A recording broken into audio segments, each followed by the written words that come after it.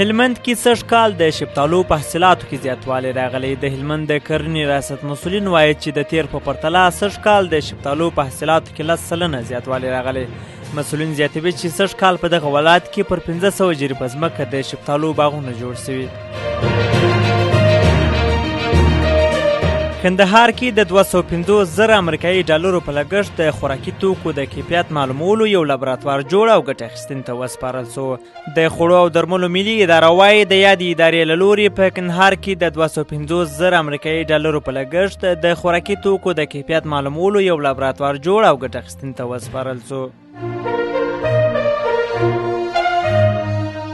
تیر کال یوازې 2 افغان ماشومان پر پولیو اخته سوي. د روغتیا نړیوال سازمان وایي چې په تیر 2022 میلادي کال کې یوازې 2 افغان ماشومان په ګوزڼ یا پولیو باندې اخته سوي چې دا تر ټولو ټیټه شمیره ده او کولی سو چې د پولیو ضد واکسین په تطبیق سره افغانستان له دې ناروغۍ څخه پاک کړو.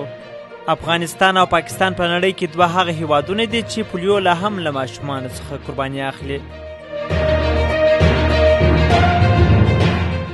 د افغانستان کرکټ بورډ د کورني کرکټ څانګې له لوري د راتلونکي شنبې په ورځ په کندهار کې د رحمت ولي ایمرجنګ جام سیالۍ پیلیږي.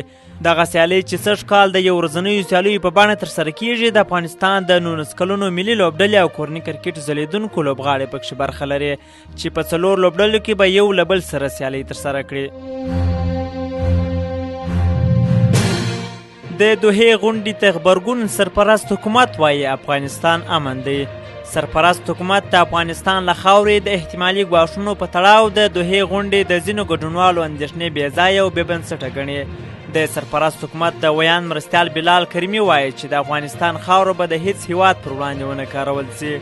بلخوا سرپرست حکومت له افغانستان سره د نړۍ د تعامل په هکله څرګندونې ستایي او له ملګرو ملتونو غواړي چې په نورو ورته جوړېدونکو غونډو کې د سرپرست حکومت استازي ته هم بلنه ورکړي. د دوحې 2 ورځنۍ غونډه د یو شمېر هیوادونو او نړیوالو بنسټونو د استازو په ګډون د ملګرو ملتونو په کوربهتوب د قطر په دوحه ښار کې ترسره سوه.